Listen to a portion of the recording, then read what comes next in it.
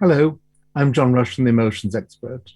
The question is, do people have a best before date?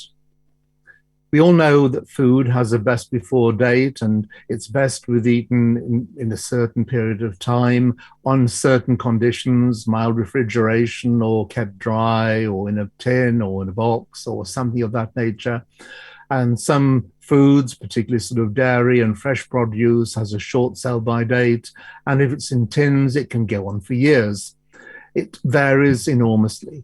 But do people have the same kind of situation? Do they do well for a certain amount of time and then do they sort of taper off?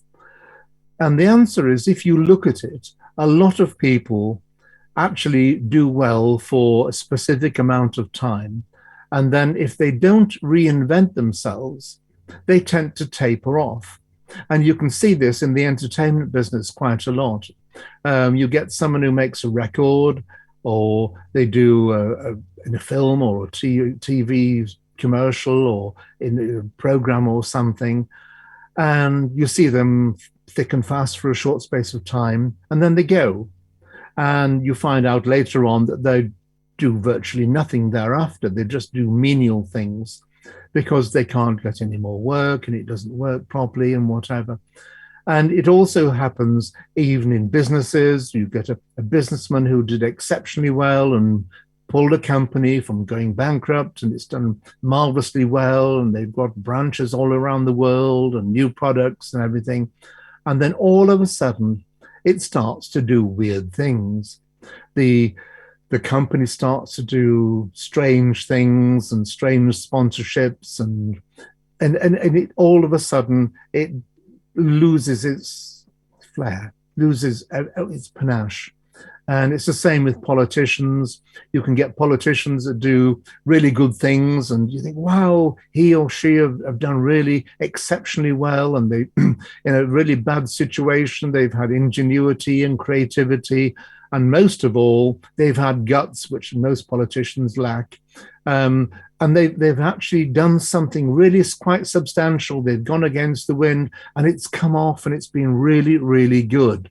And you have a lot of sort of respect for that politician and what they have done.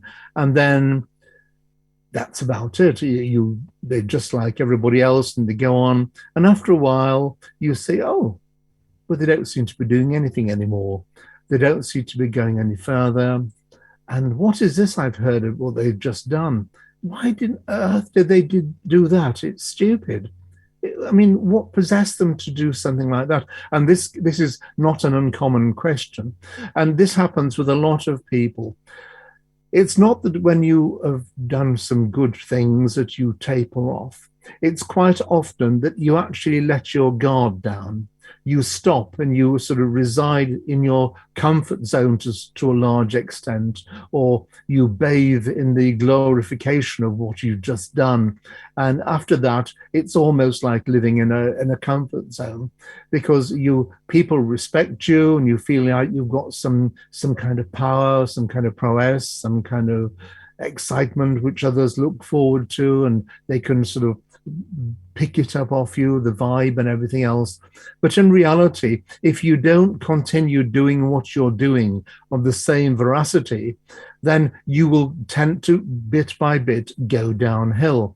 And again, this is very, very common with politicians. And it's also quite common in other areas in fields in education. You can get a brilliant teacher who is brilliant for quite an amount of time, but all of a sudden, they go downhill. And you've got to keep reinventing yourself.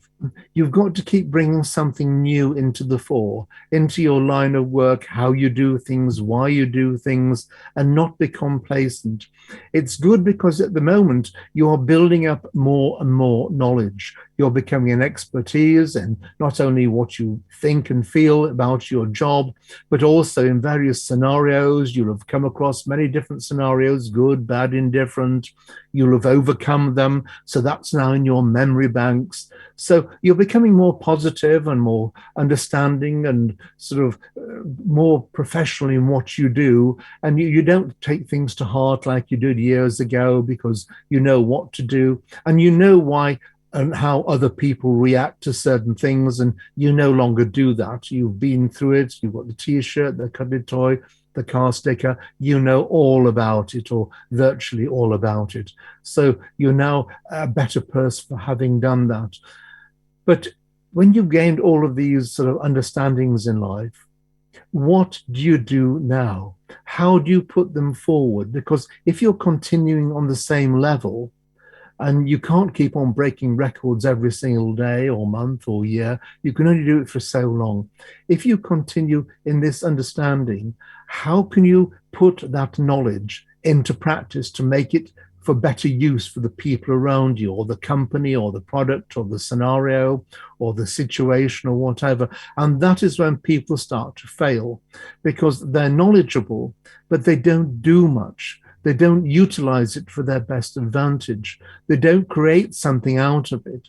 They become almost complacent because their knowledge is something which they reside on. And they think, oh, well, I'm not doing that. I let them, they can stew in their own juice. If they want to do that, they'll come a cropper. And probably by all chances, those people do. But again, it doesn't make you go any further. What other people do, whether they do well or don't do so well, it doesn't affect you. What happens is you just become more and more complacent about the whole scenario and the job situation that you're in.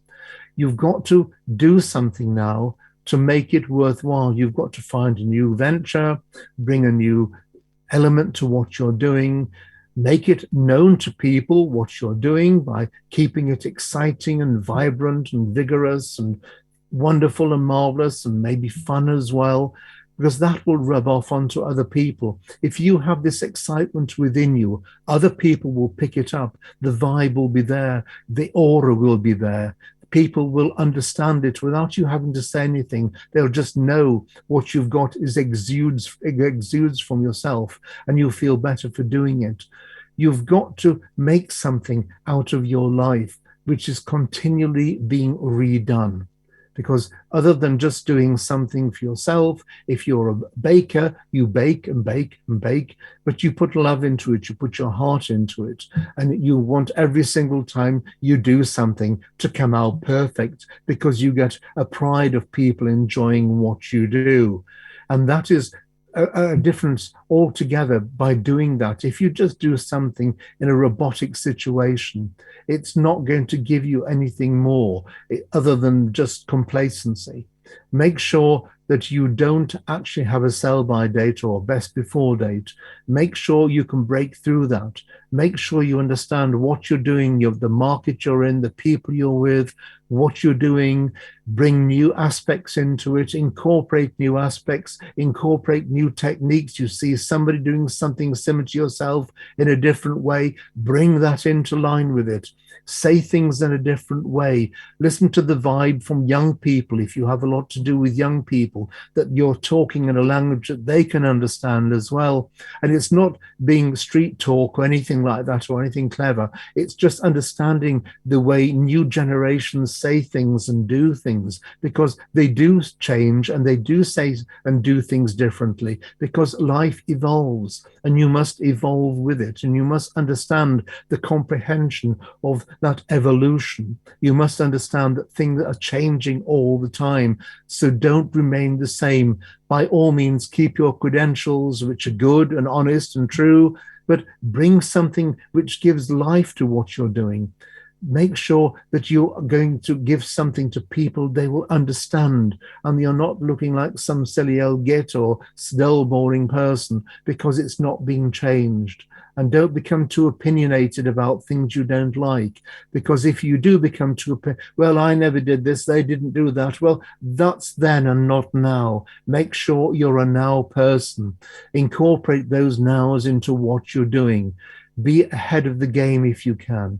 It's all within you to do that. But don't, like food, have a best before date, and then when it's gone, it's finished. There's only a short space after that date to utilize whatever there is. Make sure your utilization goes on and on and on. This is all about you and your life. Make sure it continues on a good footing.